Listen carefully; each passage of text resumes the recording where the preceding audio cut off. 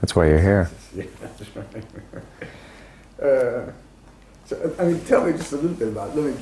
Tell me a little bit about how you got from outside of Toronto to here. I mean, when did you come to Barcelona, and what brought you? 1972. I was 12 years old.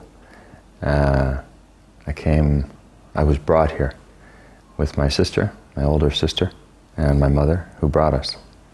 And it was for a change of pace. We were only going to come for a year, and it ended up being 5 years for me and 8 years for them. And what brought us here was my mother basically was a very courageous woman, and it was a bad year for us in Canada. We had several family life happened, so several things happened, and my mom said, "Come on, let's just take off for a year." And I didn't even know really where Spain was. I was in the public school system there, and I recall thinking, "Oh yeah, that place, that boot-shaped place. I'm gonna go there." And we flew into Italy, actually, from Toronto, into Milan. And my mother had rented a car, and then we drove all through Europe to get here.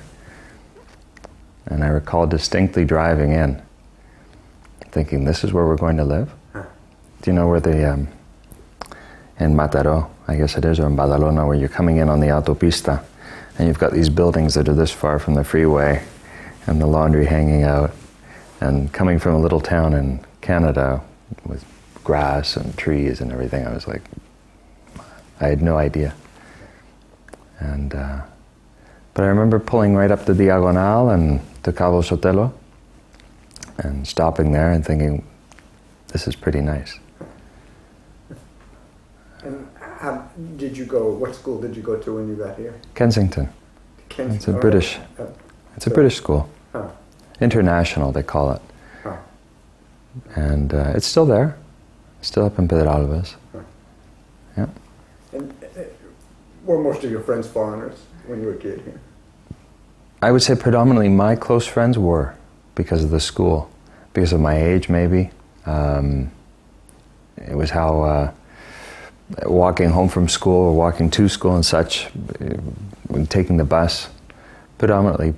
But I felt somewhat that I was getting interjected. My mother was very much an independent person, and so she had us, doing independent things, let's say. We didn't become part of any society or group of people, foreigners and such. But my friends were, out of the three of us, let's say, I was the one who had more foreign friends. My sister immediately became part of the culture here. And my mother more so, much more so than I did. But over the 5 years, I closer and closer. Yeah. What was it like living here at that age? Being an adolescent here at that time, what stood out from what you would have had in Canada, do you think? So much. So much. It's the best thing that ever happened to me, really. First of all, for me, from my point of view, maybe it was my makeup or whatever, but just the city itself, the plan of the city, the way the city works. It stayed with me. It was embedded almost. I walked the city often. I had bicycle. I rode everywhere. And just the way the city worked itself, with so many people living in such a small area, yet it functions and it doesn't empty out at night and such. Not that I knew any other large city at that point, because I'm from a small town, but it was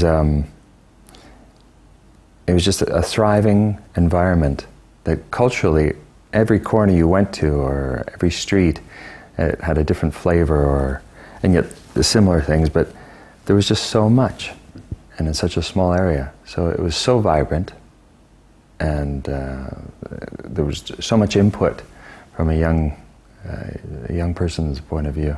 And as a sponge, I was just soaking it up wherever I went. The newer architecture of those years, and the old stuff, and the stuff that you'd walk by it. I walked by a piece of Gaudí almost every day on Mount Girona. And it was just, it was fabulous. You know, just put your hand on it, walk along as a kid, and it was great.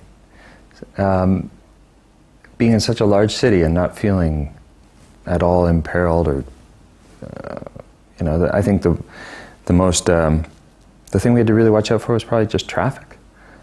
You know, on a bicycle. That was about the only danger I ever really felt. Were you aware of the political tensions at that time here? At times. You would see, you know, the grey Land Rovers parked with the folded down wire mesh shields, and the gentlemen there with their, in grey and such, and you'd see them standing around here and there, depending on what was happening. But I never felt intimidated. I think, again, I don't think I was politically that aware of what was going on or what might be going on. As the years went by, of course, as I grew older and as things started to happen, or I became more aware of things, then you could sense things changing. But again, I never really felt. Probably because I didn't put myself into any sort of situations either. You know, I was more interested in just walking around and seeing things, more just observing, than getting involved in anything. So. How about your relationship with girls as you became an adolescent? Was that different here than it would have been in Canada? I can't imagine. I could, immensely so. I mean, by the age of 16, 17, I wasn't with, I would say, you know, I was out of my league or anything like that, but it was tremendous to go out on a date to a restaurant, and, you know, actually something that would be in Canada would have been, you wouldn't do that until you're probably in your 20s or so. And you were doing that here? Yeah. Yeah. They're in a city environment, yeah. You know, comparing the two cultures, and each has its own balance or whatever, but a phenomenal way to grow up, I think. So it sounds like, kind of from what you're saying, if you had to compare, if you had to say, was the weight here more on the cosmopolitan aspect of Barcelona, or on, let's say, church, which was pretty dominant still in the early 70s here? It sounds like it was more cosmopolitan. I mean, from my point of somebody view, would let you go out with their daughter to dinner or something. Well, it's not too strict, is it? Again, I was more involved with the foreign people, so no, it wasn't. I didn't have a Spanish girlfriend. Yeah. No. I did hang around in the summers, though, with a group of, because once school was out, well, then, and I remember somewhat trying to be more integrated into that culture, or not into that culture, but into that group. But as it was already a clique, I was, you know, it was tough. It was kind of tough. My Spanish wasn't as fluent as it would have been, as my sister's was, for instance.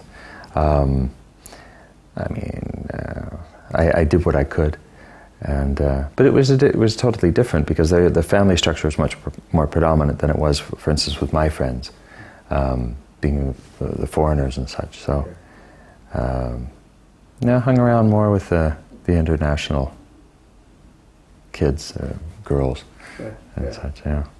When did you first start to become aware of the whole thing of Catalan, Castilian, and all of that? Actually, I think we were fortunate, because my mother had a boyfriend here, a Catalan fellow, who had grown up in, you know, during the Civil War and such. And he was a tremendous fellow. He was a character. He was very well educated, self-educated as well as street educated and such. And he had, I think, he embodied, in my eyes, you know, what a gentleman is. You know, he was a father figure in many ways, and he was just this very live character and very Catalan, and he was very emotional at times when he'd talk about his, you know, because they lived in this part of the city when the war was on as a kid, and it was tough, obviously, and he could express that. But the reason I say that we were very fortunate, I feel, is that what he showed us, and the people that he knew, and that whole part of that society, and the friends he had and such, very Catalan, and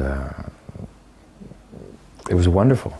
So you heard Catalan fairly early in your stay here, Yeah. people speaking it. Yeah, well, both were foreign to me, because I didn't know Spanish when I came from Canada, and they were both foreign. I couldn't distinguish at first between one or the other, but as I learned Spanish, then I could distinguish, and it wasn't as though I heard it very often, or you heard it every now and then. You could hear it there, conversations such, depending on where you went. If you went down to the market, for instance, you could hear the shopkeepers and such. Sure, you could, the people talking, and I had some friends and such, and I could hear them, and they'd talk it, and I started to pick it up a little bit, So you were aware fairly early on of the whole Catalan feeling and... Yeah. My mother's boyfriend was involved, not involved, but he was in the fashion industry, and so there was a lot of the artistic realm. And I think in there maybe it was more vibrant or more alive artistically. I don't know. If it was if you were in the banking realm, if it was as much. Did you have a TV in your house? Did we? Yeah. Yes, we did. Yeah. With 2 channels. Yeah. Maybe 3. I think the third one came a little bit later. That was bizarre. When you don't know the language and that's all there is on TV, and it came on at strange hours compared to what we were used to, and again, totally foreign language, and you, as a kid, sitting there trying to decipher when one word ended and when the next one began, and then over time understanding a little bit more, and then I remember the Sunday shows, Tarde para Todos, or I forget, there were these game shows and such, and then the movies, the odd movie. But didn't watch it too much. Where were you when Franco died? Remember where you were the day Franco died? I believe in school. I could be totally wrong on that. Probably in school, probably at high school. I think it was in November, wasn't it? It was, yeah. I think it was right around, about a month from now, sort of thing. Yeah, toward the end of November. Yeah. I think, yeah.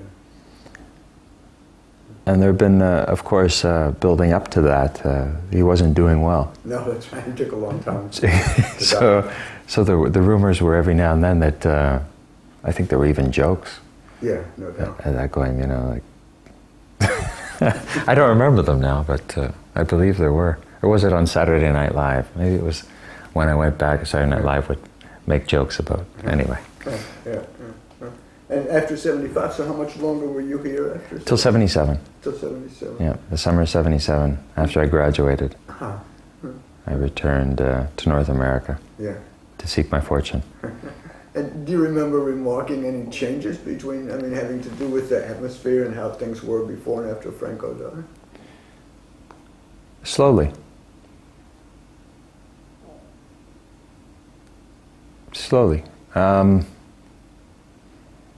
I think that by the time I left, perhaps the wave or the crescendo of change was just mounting, let's say.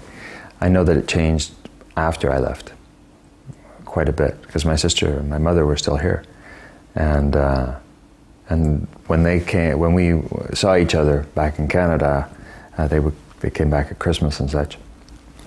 I recall their stories, and I could not believe what they were telling me was going on. It wasn't that outrageous or anything, but for instance, El Destape, of which I think I probably saw the beginning traces of that.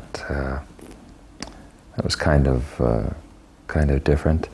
I recall at that same time I actually switched schools, and from the British school to an American school, American high school, and so that from my way of seeing things also meant a huge change. The last 2 years, So, you know, when Franco died, it sort of more or less coincided when I was at a different school and such. And I imagine I would have been in a better position to gauge the difference had that stayed the same. You know, I could have seen, what difference it was going to the same place, but since at the same time, my world kind of changed, and it did change in a big way. The differences between going to a British school, international school, and then going to an American school were like night and day. Really? Yeah. Even though we're just talking, the kids that I was with, you know, basically families, foreign workers and such that need to put their kids in a school, there was a huge difference. It was much more liberal, much more free, let's say, in certain ways. The one-on-one basis with teachers and that kind of thing. At the British school, yes, at the American school. Yeah. And well, your mother's boyfriend must have felt a strong change when Franco died, I would think, from a Republican family. Yes, and I think in many ways there was an element of nervousness, not anxiety, but not quite knowing where things were going. Whereas before that, since everything had sort of gone on in a certain fashion in such a way for such a long time, and nothing was really going to change very much, and now all of a sudden, nobody really, I guess, you know, there's like, where's it going to go now? So the people who had been moving along, and all of a sudden they're like, and with their businesses and such, I think perhaps also whatever was happening, his business also made a difference. You know, I don't think it changed much for him in that sense. It made it easier for him too, because he could travel. It was easier for them at that point, and financially, I think it helped them. They were in the fur business, fur coats and such, and so they often had to travel. And I think there was a lot of benefit, if you want to put it that way. Mm-hmm. Mm-hmm. You wouldn't remember when Tarradellas came back, I don't guess, the Catalan president in exile. But he probably, I'm sure your most boyfriend would have remembered. Yes. Yeah, that was sort of a high water mark for Catalans, I think, during that early transition period. Yes, I draw. You went back, and how long was it before you came back to Barcelona? It was a long time, Richard. It was 20 some odd years. That is a long time. Yeah. And both my mother and I, we had not visited. Your sister, did she stay?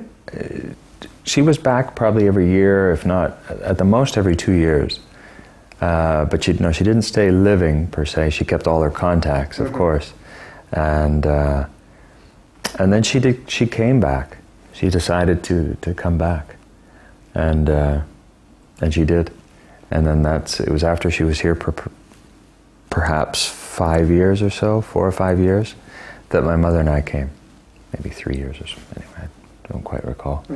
And it was like being home. No other place had felt in that interim, and I traveled quite a bit. Not as much as one would like, but I traveled quite a bit. And somewhere everything was compared to here. Again, that civic formula that just seemed to work in such a city. Nowhere else that I'd found had the soul that this city does. So you still find that to be the case, do you? I don't travel as much anymore to other cities away from here. So I've lost part of that perspective. I don't have to compare this to anywhere. I'm not comparing. But it still seems to be a well-organized and civic... Predominantly. Your sister still here? Yeah. You think she'd like to do an interview too? Do you want this on tape? I don't know. I can't imagine why not. Well, we'll talk about it afterwards. Sure. I would like to. Maybe she'd like to interview too. Sure. And when you came back, I mean, what were the things that you noticed that had changed once Franco was gone? Which was that? Would have been in the 90s when you came back? Yeah, it was in the 90s. It was probably 97, maybe 96. Might have been Christmas 96. Christmas 96, and obviously the Olympics had happened, So the city had the Barceloneta was gone. The restaurants were gone from the beach. That was a bit of a sore point. I thought that was just phenomenal. Again, maybe that was, you know, I was painting it better than it was. I don't know, but it was a much. It had grown. It had grown in just the speed of things happening, and it had lost, perhaps. I guess you can't have one without the other. Perhaps lost a certain element of just that smallness. The barrios each had, you know, perhaps more back then of a certain feeling, and now it was more predominantly just Barcelona as a whole. Maybe there's some flavor that they kind of lost, but I think in the scheme of things, it's still the same as it was back then. I mean, if you go down to, if you go up to Sands or something, you're gonna, it's just tremendous. What did you used to do when you were here in the 70s? What did you used to do on the weekends? You used to do things as a family on the weekends?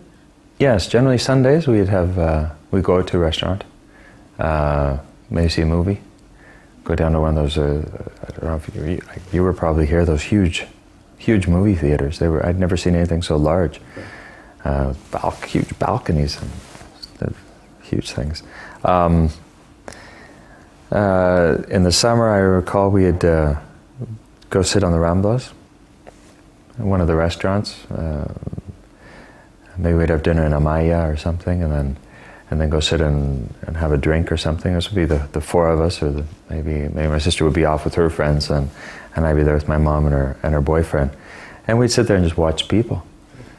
You know, it was when I don't know, maybe the Sixth Fleet was in or something, and you'd have the Marines walking up and down the Ramblas, and then you'd have the transvestis, and then you'd have the prostitutes, and then you'd have the tourists, and then you'd have the gypsies. You'd have just everybody. And it was fabulous. And for a kid of 14 or 15 to be just sitting there doing that, I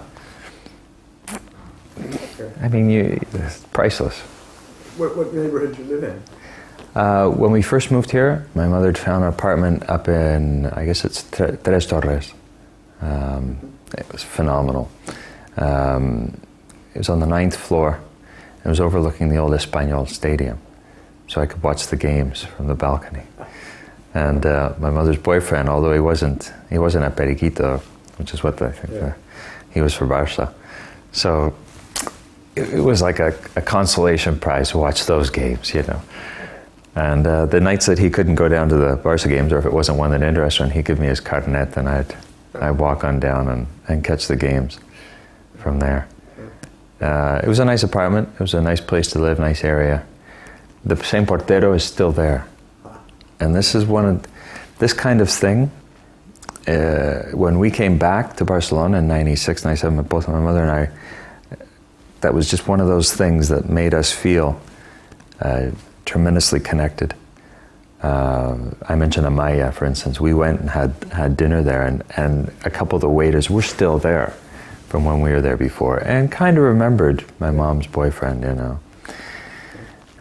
who's passed away. Both of them have passed away, unfortunately, both my mother and her boyfriend, but it's not a sense of family per se, but it is a sense of belonging, a sense of continuation, a sense of value.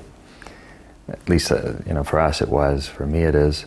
And I went by that apartment building, and there was a portero, and it was, you know, he didn't quite remember me that well, but that's okay. Yeah. You know? I remember living there. I do remember I used to have to walk the dog and do that kind of thing. I remember walking up in that area. It was a very quiet area, and but I remember the Sereno. He'd be walking around, huge guy like this with the keys, and I remember it wasn't a ghetto like, but there were no shops up there. You know, you actually had to walk quite a distance to get to a supermarket or anything like that, over to Capitan Arenas, and so it was very, very quiet. And I remember there was just a tabacalera or something that rolled, or you know, they never oiled it, so it was just this clanging noise. and all the cars parked. We had to always find a place to park on the street, because back then they didn't have the obligatory garages under the building, so everybody was on the street, far fewer cars, so everybody could find a spot, but it took a while. What kind of car did you have? We had a Fiat. Yeah, since we were foreigners, we went and got a Fiat, which there weren't any here. Right. So we went up to Andorra and got a Fiat, and we basically, for our papers, we had to leave the country every 6 months and that kind of thing. So jump in the car, drive up to Andorra. And I used to actually work there in the summers. Ah, in Andorra. Yeah. Yeah, we had friends that had owned a bar restaurant up there, and so which helped also with language, learning French and Catalan up there as well. Yeah. Good, good. Let's find you. Shouldn't that find you? Yeah. Is that it? Yeah, it's good. Oh, I wanted to go on now, Richard. That's You've got me walking Went down on memory about lane, the light. because I didn't get to the second place we lived, Ah, Calle Marina, you still going? Still going? Good. which is a totally different world, totally different atmosphere to what we were over in Tres Torres, which you can imagine. And there we got a big principal apartment, which we had to redo, and we were totally within the context of the local world, and not in the more well-to-do area of the city and such. And so it was a totally different world we lived in, and much more. It was great. It was just great to have that feeling. Didn't have to walk very far to a shop. No, everything was right there. Everything was right there. And if I don't know, there were 6 pharmacies within 2 blocks or whatever. If I had to go out for my mom to get something or whatever, no problem. The buses were right there. Everything. It was great. And you knew everybody. You go to the little granja or the bodega, which is right around the corner, and take the garrafas, right? And they'd mix it this way and this one, and take them home. We need some potatoes, there you go. It was just it was great. It was great. And I think the apartment helped too. So again, somehow, from my point of view, so much is part of the architecture of the city. The plan that Cerda put down and that they followed and still do to a certain degree, just the way everybody gets light in their apartments, that whole inner court area which keeps things quiet. I mean, this is a sanctuary. Yeah. So just that whole thought that went into the city, and then when you lived it from that point of view. So that was a big change for us. Was it sort of a mixed Catalan-Castellano barrio? Yes, it was. Yeah. So you had some of each. Some of our neighbors we knew, and some we didn't. I think we were the foreigners, so there was a bit of that. But we were friendly, But I think that they might have seen us as being a little bit too different. Since we had the principal and we had the big terraza out back, well, we cleaned that up and we made that part of our life. My mother was an avid green thumb and decorator, and so that was just like a flourishing place out there. And I think people looked down on it sort of like, these darn foreigners or something. But we were very good friends with the portero and their family and their children and everything. And it was tremendous. Again, if I had kids, that's exactly what I would do. I'd bring them take them to some other place like that and do that. But, and then I remember the buses, the little piece of paper, the little conductor at the back and the swinging buses and no air conditioning. Do that in the summer. Yeah. Metros had wooden seats. I can remember wooden seats in the metro. Wow. I remember those in the buses. Yeah. I remember sometimes they'd catch you. And the taxis. I remember when I first got here, actually, that first summer. No language. And I said to my mom, I said, I want to go down to the zoo. And so she gave me some money, and I walked downstairs, right on Gran Mitre, and I knew the green light meant he was free, so I flagged him down, and I got in. I didn't speak a word of Spanish, and I just made him understand zoo. And I think I had to write it. And they, okay. And he took me down there, I'm a little meter ticking away. Counted my money and gave it to him. I went into the zoo. And then afterwards, getting back was a little bit more difficult, you know. I had it written down, but I think it took me the long way. Yeah. But it was just great, you know. There's so much out there that, and it's still there. You know, things have changed. We're now globalized and all the rest of it, but as you know, yeah. Good. I go on and on, so watch out.